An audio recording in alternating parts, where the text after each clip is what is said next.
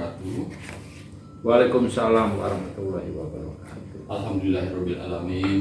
Berkat izin Allah, berkat rahmat dan berkah Allah, dan izin dari Sang Prabu, Bapak Prabu nih yang manggilnya, telah diizinkan untuk menayangkan, mengupas perjalanan rohani atau spiritual dari Bapak Prabu. Mungkin dalam hal ini sebenarnya saya pribadi udah lama untuk meminta beliau dapat menayangkan perjalanan beliau, tapi dulu beliau bilang belum waktunya, dan saat ini beliau telah mengizinkan untuk menayangkan perjalanan spiritual atau rohani dari beliau. Untuk mempersingkat, kita minta sepatah kata atau kata pengantar dari Bapak Prabu buat kita semuanya. Silakan Bapak Prabu. Iya, makasih atas waktu yang diberikan pada saya. Buku udah saya susun sebesar ini tebalnya dan banyaknya. Ini yang pertama, masih ada di buku lain. Baik.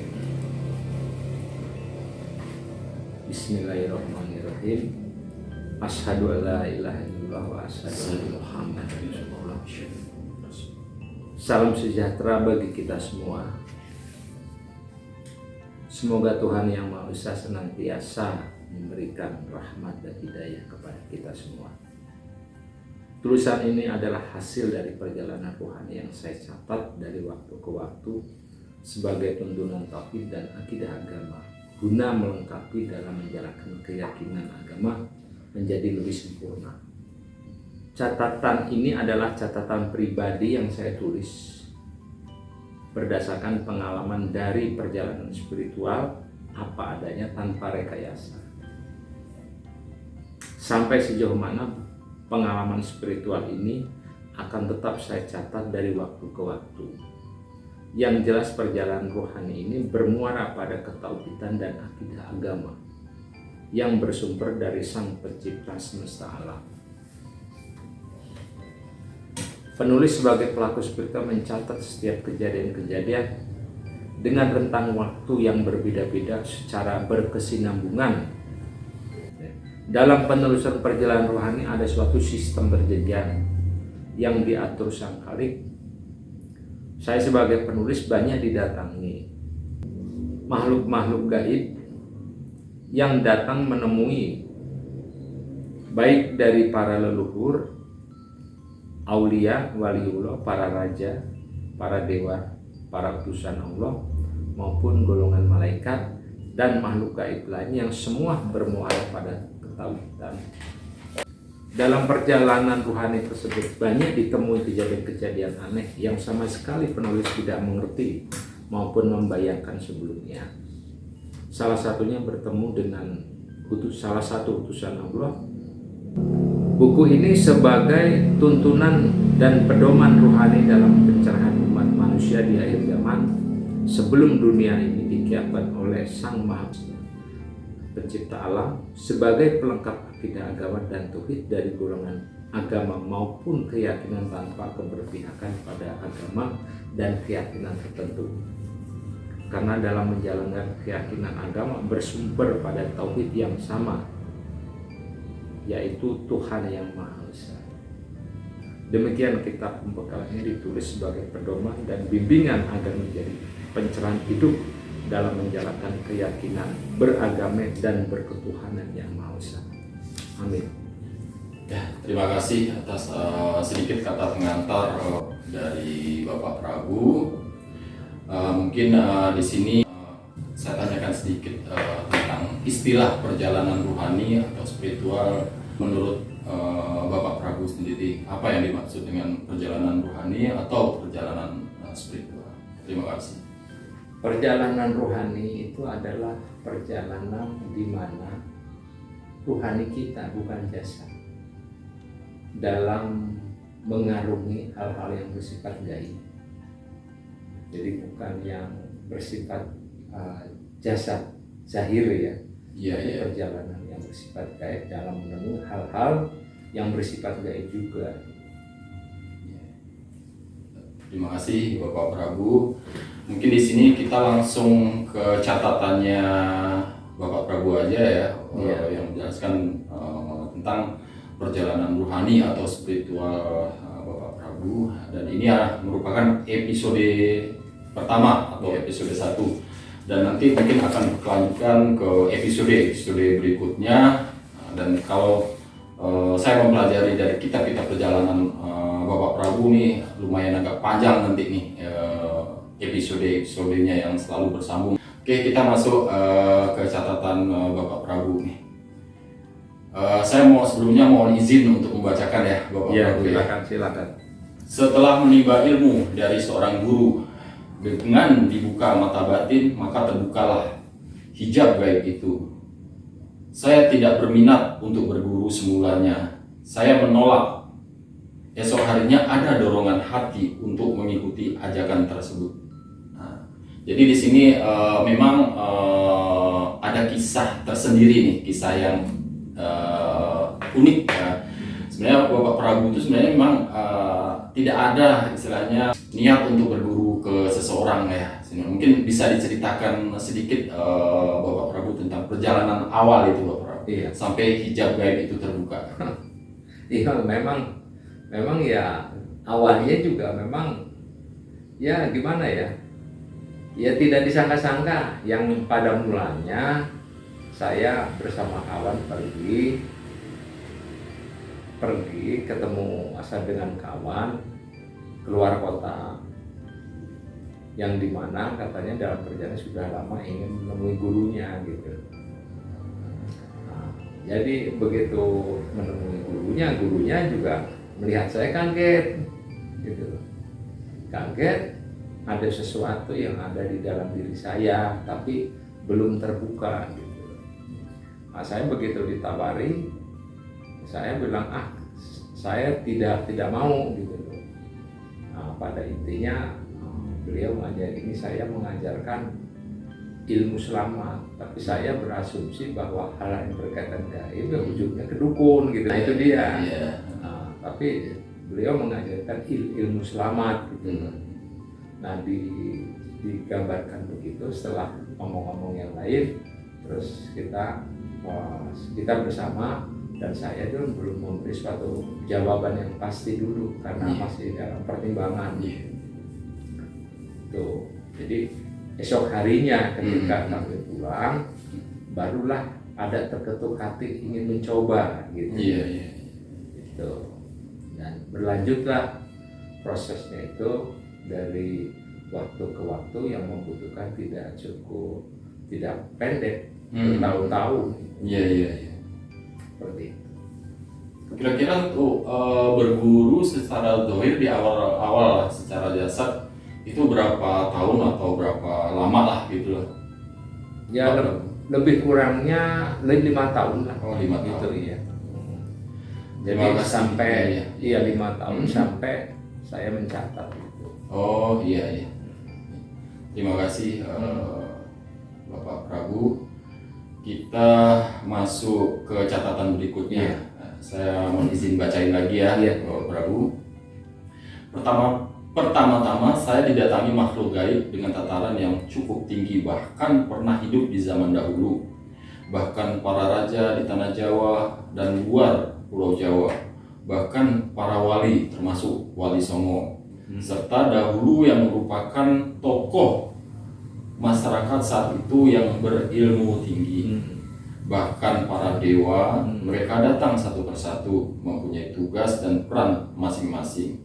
Itu merupakan ilmu yang masuk dalam tubuh saya, dan ada juga yang bertugas di luar tubuh saya dalam menjaga badan atau wadak dengan tugas dan peran masing-masing. Semua kejadian itu saya catat hari, tanggal, tahun, jam, serta menit dalam penelusuran perjalanan spiritual. Semoga dapat bermanfaat bagi saya di dunia dan di akhirat, serta dapat diwariskan kepada anak cucu sebagai perjalanan rohani. Ya, ini sudah mulai menarik nih kisah dari perjalanan Bapak Prabu. Mungkin saya akan menanyakan beberapa pertanyaan. Bagaimana perasaan pertama kali Bapak Prabu itu ketemu dengan makhluk-makhluk Allah, baik itu di kalangan manusia yang hidup di masanya, dari kalangan para raja-raja, dan bahkan dari para dewa pun pernah menemui Bapak Prabu. Mohon diceritakan sedikit pengalaman ini, Bapak Prabu. Ya pada awalnya ya saya kaget dan heran karena tidak pernah membayangkan sedikit pun, jadi tidak pernah berangan-angan, tidak pernah kita memikirkan sesuatu yang berkaitan sama itu kok ada gitu. Saya sendiri bingung sampai menyebutkan nama Pepunden. Ya, memangnya saya siapa?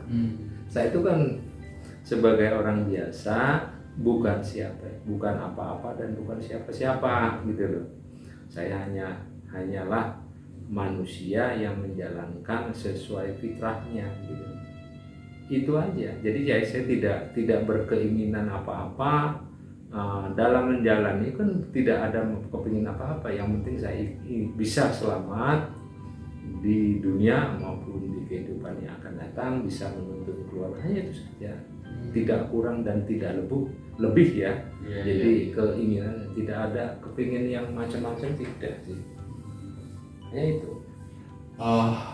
Kembali ke prosesnya. Untuk proses dialognya itu bisa menceritakan sedikit nih supaya kita paham tentang ilmu ruhani ini. Sebenarnya yang berdialog itu antara ruhani dengan ruhani ya. Mungkin bisa diceritakan sedikit untuk proses dialog, apa sama dengan kita berdialog di dunia ini antara jasad dengan jasad. Begitu Bapak Prabu, mau dijelaskan supaya kita lebih paham tentang ilmu rohani. Ya, ketika dialog itu kan saya tidak mencari sebetulnya, mereka yang datang.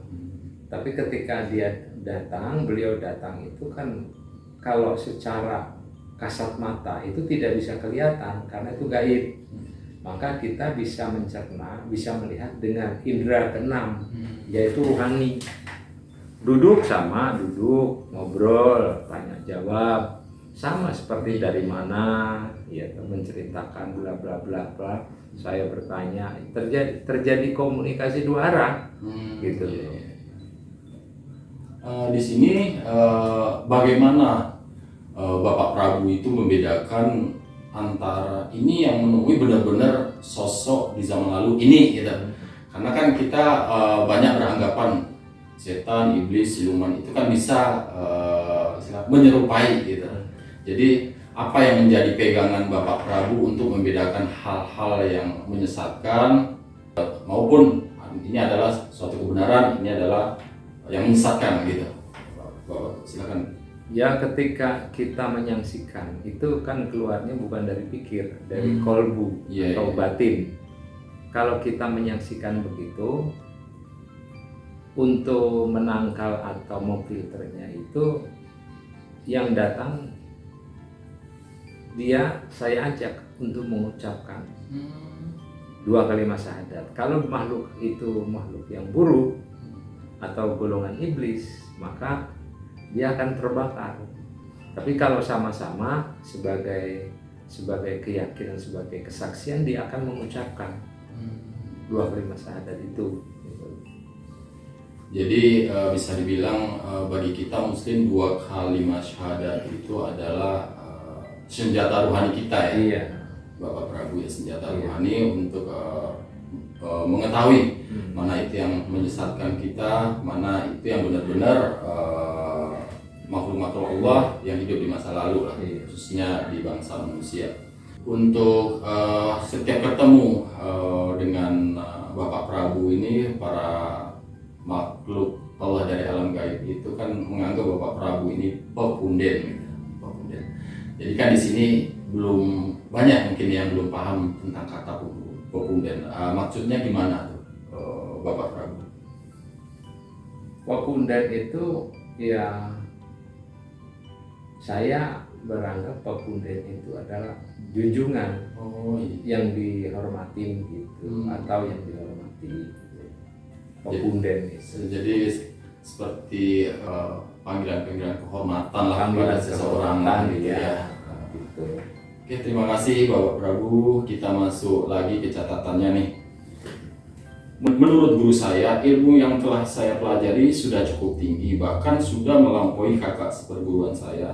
Ada juga beberapa ilmu yang tidak pernah diajarkan guru saya, akan tetapi saya diberikan dari alam gaib yang masuk ke diri saya, bahkan ilmu tersebut datangnya dari Allah atau ilmu laduni.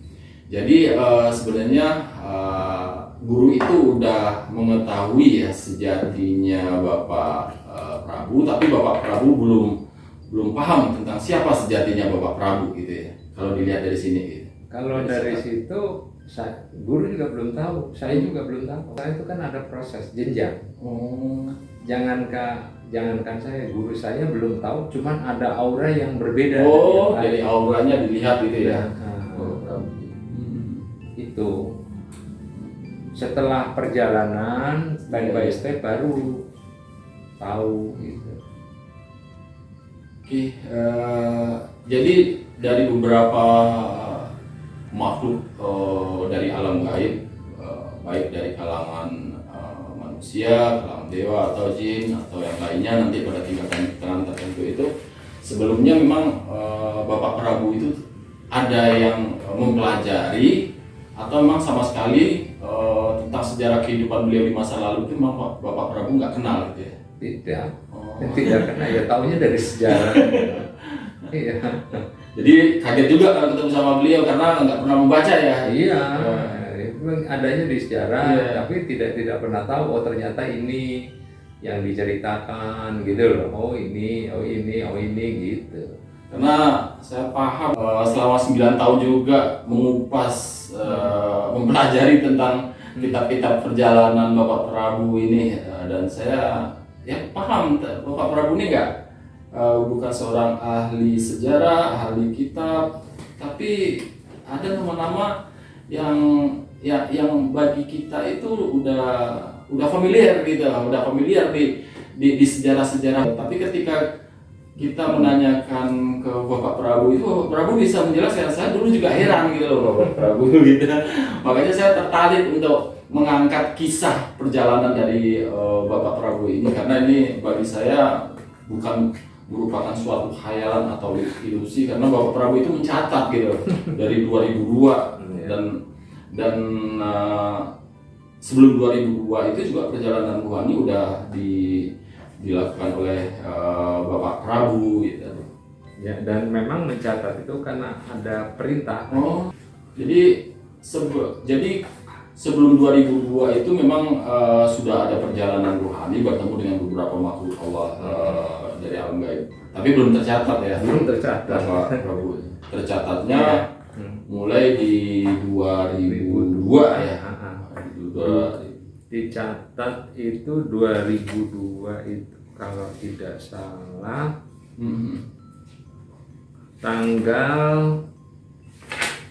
mulainya tanggal 26 Oktober 2002. Ini pertanyaan terakhir nih untuk di sesi pertama dulu nih, Bapak Prabu. Sebelum ketemu itu proses kan Bapak Prabu kan memang tidak pergi kemana-mana. Itu proses ketemu dengan makhluk gaib itu, kondisi Bapak Prabu dalam keadaan apa itu Bapak Prabu?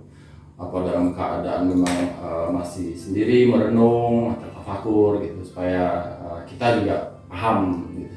Ya, prosesnya dalam duduk dalam kesendirian, berzikir, merenung, mendekatkan diri. Itu tiba-tiba tamu itu datang, tapi kebanyakan itu dikasih sinyal dengan berkokoknya ayam jago. Oh, ya. Gitu. Oke, terima kasih Bapak Prabu untuk di episode pertama ini. Ini nanti kita lebih asik lagi di episode kedua, karena kita akan menjelaskan juga tentang 31 makhluk Allah dari alam gaib yang telah memberikan istilahnya anugerah ya, pastinya anugerah itu dari Allah kan gitu ya, Bapak Prabu. Oke, terima kasih atas penjelasannya Bapak Prabu di episode 1 ini. Ya, semoga kita semua selalu diberikan kesehatan, umur panjang, rezeki yang berlimpah dan berkah dari Allah Subhanahu wa taala. Wassalamualaikum warahmatullahi wabarakatuh. Waalaikumsalam warahmatullahi wabarakatuh.